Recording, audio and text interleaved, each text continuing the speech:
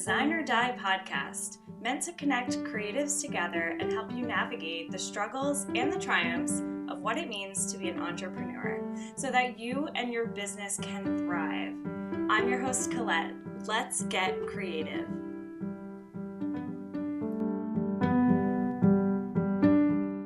So today I have a friend of mine, Amanda, on the podcast, and she's here to talk about her fitness journey as well as what she does.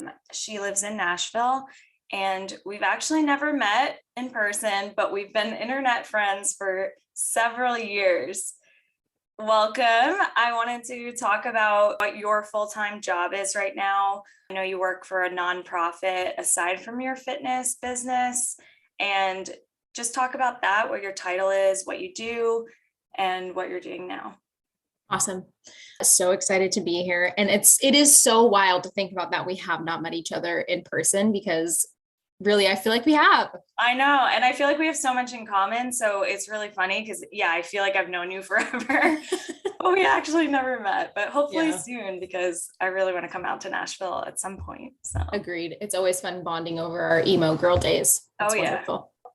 So my full-time job is in education, nonprofit leadership. I've been in leadership development and the educational equity space for a decade, which is wild. I just realized that a couple of weeks ago. And, through a couple of different roles within that space over, the past 10 years. But basically, I am a coach's coach is what I do full-time. That's great. So how did your experience with that now develop and motivate you into creating your own fitness brand, which is what you do now, and becoming a wellness coach? Yeah. I think about my own journey and, of being a busy person. I've always worked multiple jobs, at times for necessity, sometimes out of just passion, joy. Life.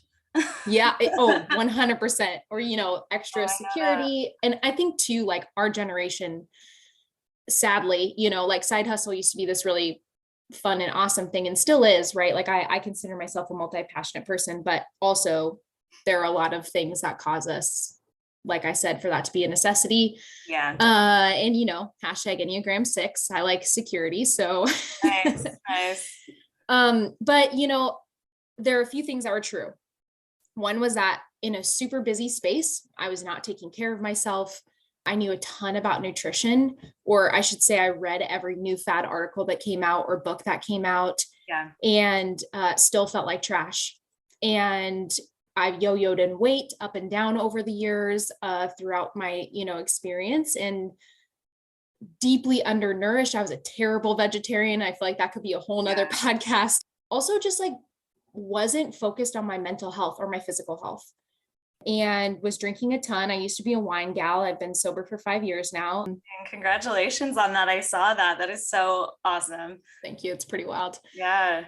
And so I'm 35, and at about age 28 or 29, I went to the hospital for what I literally thought I was having a stroke. Wow. And my body had this, basically through testing and doctor, really just ended up that my body had shut down because of stress, chronic stress, and caused me to literally have like my body to shut down. It was the craziest experience I've ever gone through.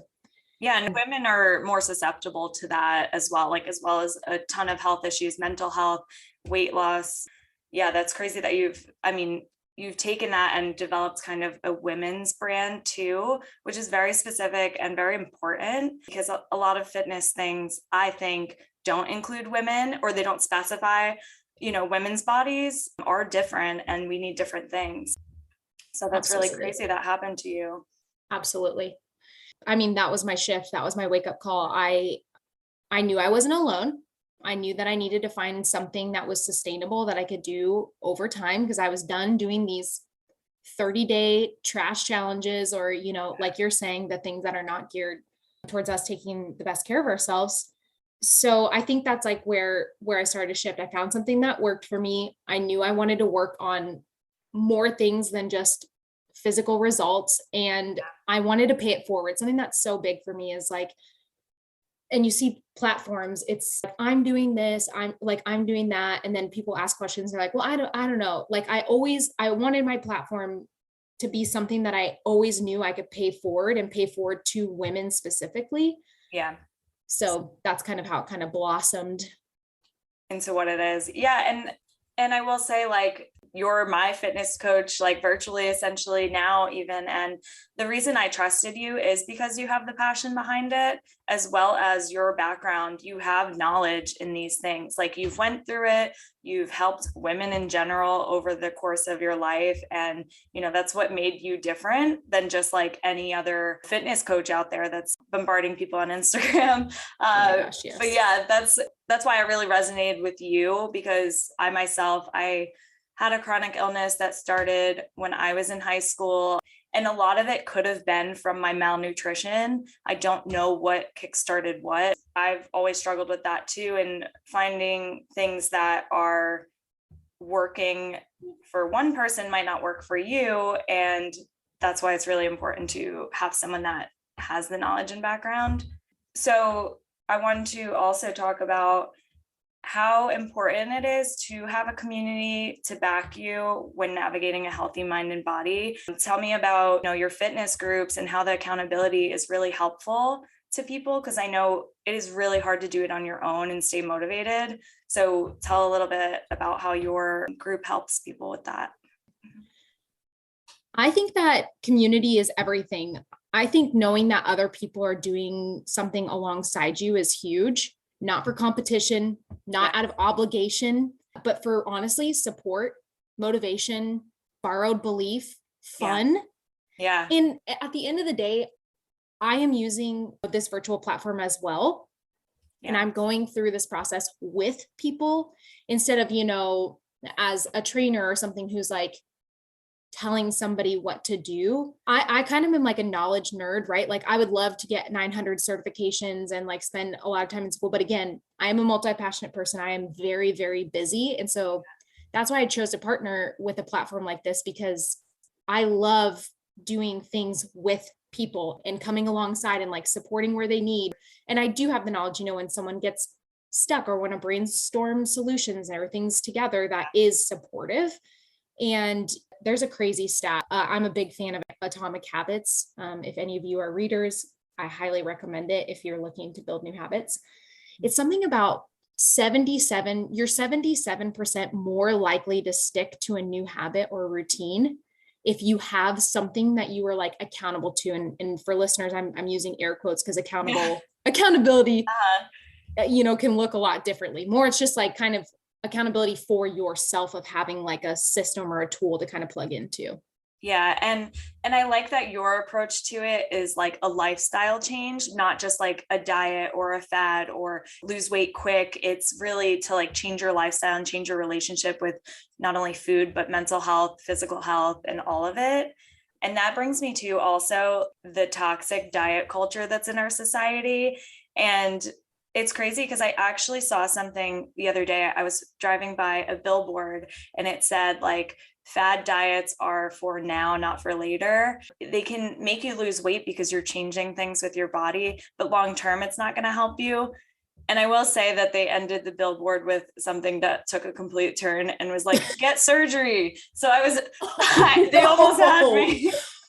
That's the worst. I know, so like they could have ended it on a good note, but they kept going. But the original thought was great. And I wish that billboards just ended it there and like society just ended it there. You don't need to like drink these teas that are going to make you drop 20 pounds. And, and as women, I mean, we've experienced that our whole lives, trying to look a certain way over like how our internal body looks. Tell me more about like why you think, diet culture is harmful to women and how your fitness brand kind of gears it a different way. Yeah. I think that diet culture is very, very tricky, much to your point about the billboard, because now I think the conversation broadly is moving in the right direction. So much more awareness, so much more focus on like mindfulness and, healing relationships with food and things like that. And again, it's the smog that we breathe. It's literally in every subliminal messaging, all of these things. And now, much like gluten-free or like low carb or all of those things, right? Companies will then take those because they are now trending and use them for their own messaging and profitability, Yeah, right? like when they put it on water and you're like, no shit, it's gluten-free. Like, okay. What? Yeah, like literally what? Though, just Oh on man, there. absolutely. And so I think that diet culture is just pedestaling thinness as best, ideal, seeing thinness as like health, body size equates to that marker of health. It's also deeply rooted in racism, ableism, and so many other things that are just extremely harmful to so many of us, right? Yeah.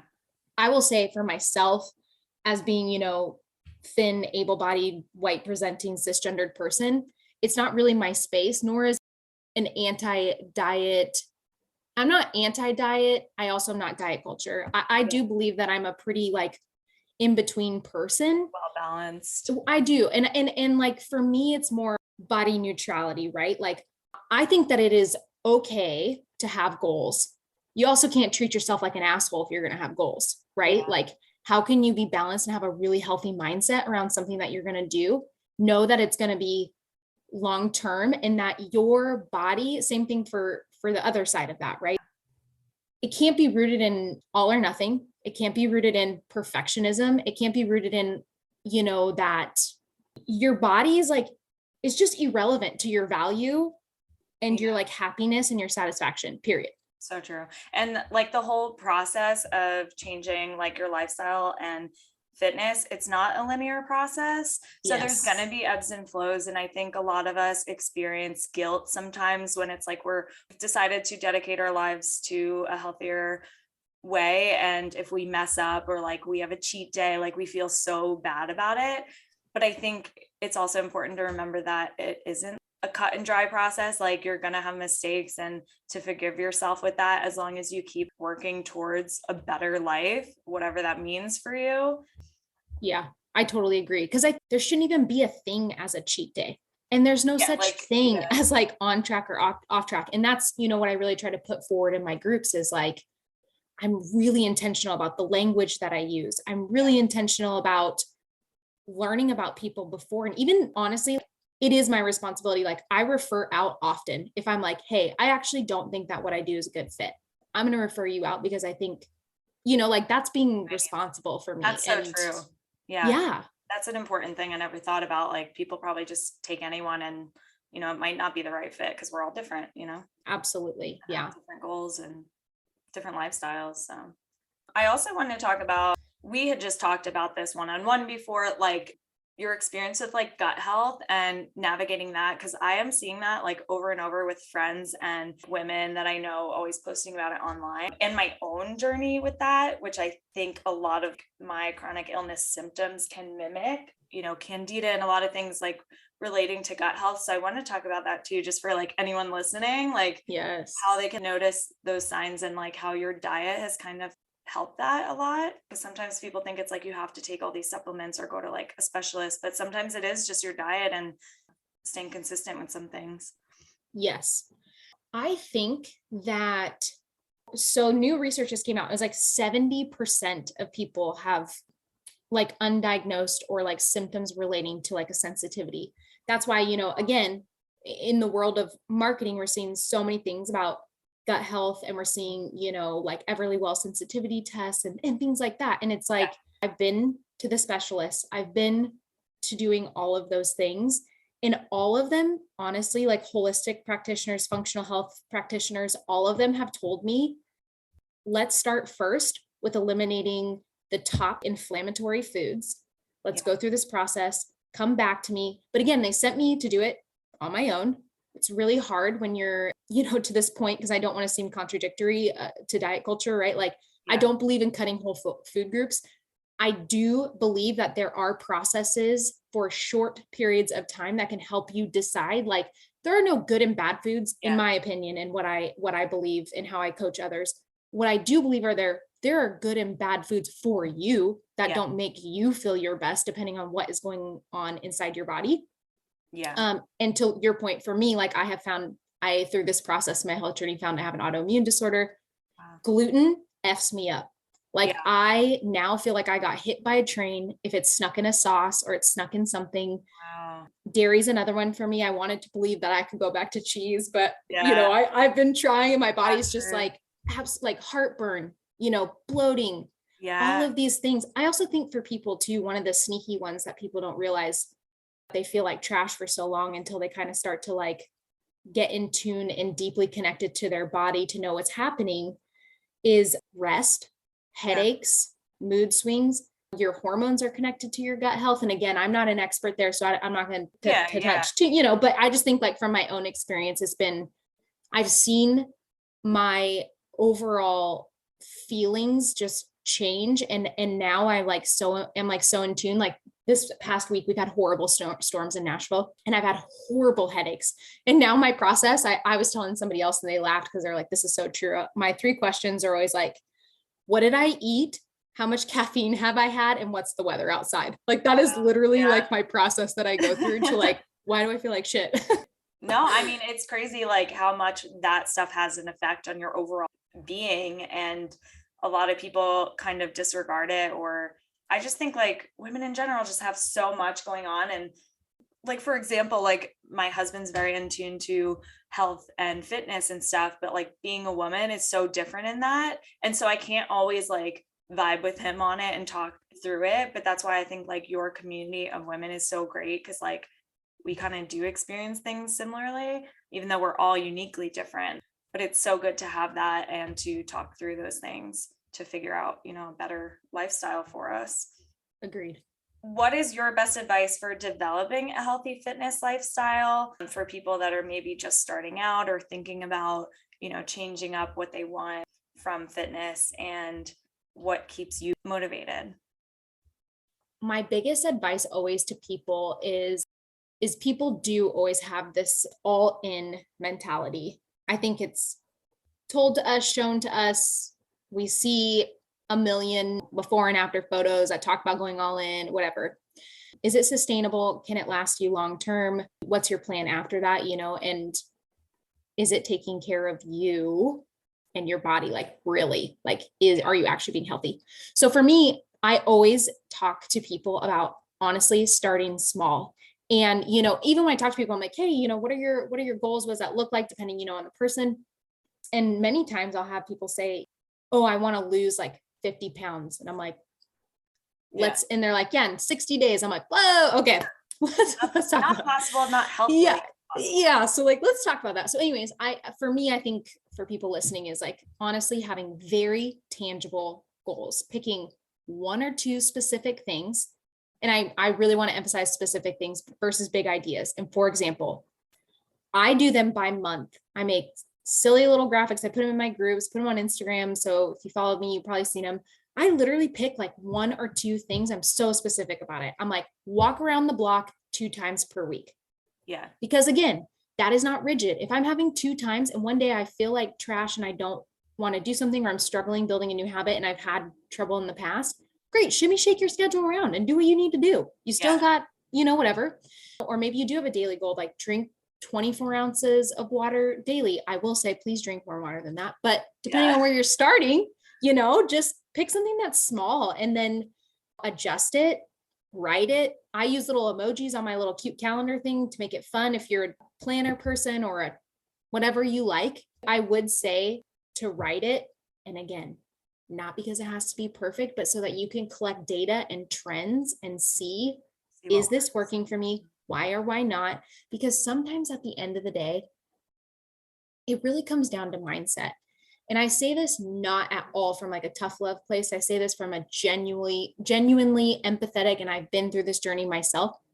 Sometimes when health promoting habits like movement, eating, a nutrient dense diet and things like that, sometimes things haven't worked out because at the end of the day, deep in my mindset, I truly didn't believe that I deserved it, or that I deserved the time to take for myself to respect my body the way that it needed to be cared for. And that's so powerful, because a lot of times we're taught to like hate our bodies and like shame workout, or like, and to reframe it like that, like I deserve health, I deserve to give my body like what it needs, is so powerful. So I love that. And I love how you also said it can be a fun process and not just so like stressful and strict. Cause like in the past, that's what it has been for me. Like if I missed one Mm, workout from like a program, I'd be like, oh my God, like, I'm the worst, and it's like really like life happens, but you can still like heal your body and give it what it needs in the meantime throughout those little breaks in your day. Like you said, like go for a walk now and then and drink a little bit more water. Like those little habits will like turn into more long-term effects from it. absolutely. Because I think too, it's also what we see on social media that I think is problematic is A lot of things I problematic no about kidding, social right? Oh media. my gosh. I think so many people in the health space just love your routine. And I like love working out and like blah, blah, blah. I will tell you, I am a health coach. I have been in this for 3.5 years. And I still don't like working out. Like, you know what I mean? Like I will drag my damn Work. toes to Yeah. that garage for so long. Like, thank God for pre-workout and Yeah. like, but at the end of the day, I love how it makes me feel. And that's what I chase. Every single day, if you struggle showing up, I literally say to myself, not like, you're so lazy, you need to do it. That will not work for you. And that is not feeding your soul and your well-being It's not making you and feel some, good about it. And you're not going to want to no, do it when you feel that way. If you're like no. associating negative thoughts with working out. Yeah. So I always say, like, how do I want to feel at the end of this today? How do I want to feel? And that's how I kind of go at. And of course, like even just doing the warm up, like I may just go and like kind of like trot around and be like grumpy, but then 3 minutes in, I'm like, okay, my heart rate's up and starting to feel good, like blah blah blah. Yeah. And then you Endorphins. finish it. That's so true. I have experienced that for myself as well. Yeah. So, with all that you're doing, is this process like also helpful for you to have the community? Because I know you are the leader of it, but does that also like help you stay motivated and keep with your healthy lifestyle? 9,010% yes. I Yeah. think that was like also a part of my advice for people starting out is to honestly find a community, whether that's virtual, cool, friends, cool, because doing it alone, I would have done what I've done with every other thing I've ever tried in my entire life, and that's quit, honestly. Hmm.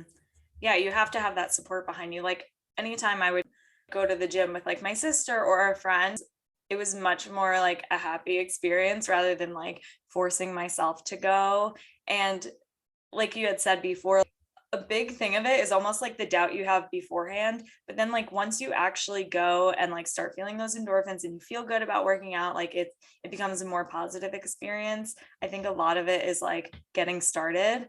Again, it takes 21 days to make a habit. So like once you get there, then it's like more rewarding and you don't have to push yourself so hard to do it. Yeah, What? anything you start new has resistance, right? And Mhm. you feel it. Yeah. You're just like, oh, why is this so hard? I think I honestly felt that probably for I think my first 6 months of like consistently working out. Because throughout my life, and I know that you and I have resonated with this, like Yeah. I'll work out for like 2 weeks, or I'll like buy another program that I've printed out in this book, and I like stare at that chick doing those. I'm like, I'm not doing that today. I'm not doing that anymore. Yeah. And Yeah. so I think the resistance there is so high at first. And then as you start to get better at it, start to get stronger, start to see you're going up in weights or you're feeling better, or all those things continue to motivate you to keep going. And you get to share them with people, which makes it, I was gonna say, and having the team cheering you on is like yeah, a bonus. Like you got all those likes and like, go girl, so it makes you feel yeah. good. Also, it's super important. Like you help people find programs that work for them. Like for me, for example, like I can't do high intensity because I have a crazy fast heart rate. And so like you're really good about being like, okay, let's try this one that's like for you. Like it is not a one size fits all. So I think that's really important to reiterate with this. So what do you like to do in your free time aside from like fitness and coaching women? What keeps you sane, calm, and creative? This is probably my favorite question. I love to call myself a joy rebel, even with movement, right? Like I think people are like, oh, I have a program, I like have to follow it. I hate cardio, Yeah. and I hate Me traditional cardio, too. right? Like I see somebody run and I'm like, gross. I used But to, good for you. yeah, I used to be in track and I like just that was a different me. Like I just don't know how I did that. Like Same. Okay, I don't same. know That her. even in programs, it's really just, again, finding what works for you. Like, I hate cardio days. Great. I'll either get on my bike or I'll go skating outside, or I've just recently started climbing and I'm horrible at it. And something that has taken me so long, and me and some girlfriends talk about this a lot, is like, I'm at a point where I am finally okay with sucking at shit. Like, if it brings me joy and it is fun, I honestly don't care. I just like sit there hanging from the rope sometimes. I'm like, oh my God, this is somebody come rescue me off of this rock. I don't know. But I think, and regardless of what that is for you, I think for me, I find joy in being outside. I find that helps my mental health. That helps, that helps me with my chronic illness of same thing, right? Like getting sunshine, that I think we're just like so used to being scared of being in the sun, but I've really been trying to like take your damn sunglasses out, get that sun, the vitamin D. So. Yeah, no, it's super important. And this is why I love like this whole podcast in general, is because like every person I bring on here does something completely different, but we all have like creative avenues that we do on the side that really bring us like mental clarity. And I always love hearing what people do aside from like their hustle or their job. So I love that. That's so great.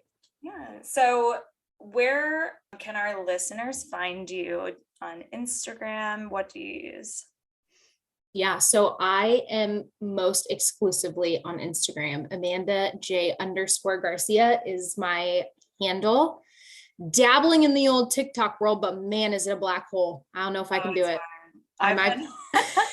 It's so, honestly, TikTok is so annoying because I've literally been posting consistently every single day for like a year. My sister, who never posts, posted one time and got like 18,000 views, and I'm like, what the heck? Like, don't even get me started. I give up. It's so much. It is so much. That was like another thing for me with creative outlets. I actually love social media in the sense that I love connecting with people. I love building relationships, socially. I mean, you and I that's how we met, you know? Yeah, exactly. And I feel like there's so much good in it. And I love that it actually allows me to be creative and like flex that. Like, I do love reels, even though they're a pain in the ass. Like, I like being able to like, because at the end of the day, I love being a storyteller. Thinking about creative outlets, like for me, I love being a storyteller. My childhood dream was to be a comedian on Comedy Central, like SNL. Okay, we're far past that. It's fine. But you're like doing even more though. So you know what? I'll take it. If you all love to read, something that I have on my list, you know that I read every single day. I do 10 minutes or 10 pages. Again, a small habit. I'm reading Atlas of the Heart right now by Brene Brown, and I think it is like human 101. It is just incredible. It's going through like human experience of just like emotions, and it's so good. But the other book, and I've been listening to her on as a guest on podcasts, is Buy Yourselves the Fucking Lilies. And she talks a lot about self-care through rituals, and talked about at like honestly 25 she like worked her way up in Comedy Central and has written for a lot of comedy shows and things like that. She's a genius, but same thing, was very successful and was like, I'm just like drowning in my own personal traumas and like blah, blah, blah. And it's kind of her journey of reparenting herself, finding rituals that served her. I have it on my list. Maybe we can all do a book club together around. I love that. I just finished my first book ever since high school. So that's an accomplishment, but wait, because are you podcast and audio or what's your jam? Yeah, more so that I think I recently discovered that I have ADD, which makes so much sense. And so like for me, reading a book is really difficult. So like I get so zoned out and I spend like 20 minutes on 2 pages because I can't like focus. So yeah, but it was something that was a little bit, it was interesting. It was actually about, I'll just go into it because we're here, but it was about this woman that I follow on Instagram. She actually runs her own business of all plant-made like tinctures and supplements and bombs and all these things that she's made purely from the earth. And it actually tells her story of homelessness and how she used plants to actually survive. It's crazy. Wow. It's such a good read. I think you had asked me what it was that I was reading. I posted on Instagram. I think she's like, She Is of the Woods on Instagram, but it was just so crazy to read that. And I mean, it kind of into what we're talking about today. Like it literally saved her life just from knowing plants and knowing which ones healed her properly. And so, yeah, that one I was super interested in. I have to be really interested in a book to really dive into it. Yeah, that's fair. I have that problem too. Which is why I think why I do the 10 minutes or 10 pages. Also, another thing that helps me too is like, I'll read like 4 books at one. If they're nonfiction, I'll like pick, like 2 that I want to go through and I kind of go back and forth. That really helps. Yeah, I've done that too, actually. I'd started a couple other books and now I'm actually buying books for the first time and checking them out because there's just sometimes things you can get from a book that you don't get from podcasts. I don't know. You jump into it a little bit more and get more like developed into it. Yeah, that's one of my goals too, is to read a little bit more and turn off the TV sometimes because I am on social media all the time. So that's like, yeah, I understand why people do it. It kind of like recharges your brain a little bit. Absolutely. So I love that. Well, thank you so much for talking with me today. I can't wait to share this with everyone. And I'm so glad we connected through social media and through like our fitness journeys together. Same. It's been incredible. Thanks so much for having me. This is so fun. Of course. I will also link your information in the show notes. And thanks so much.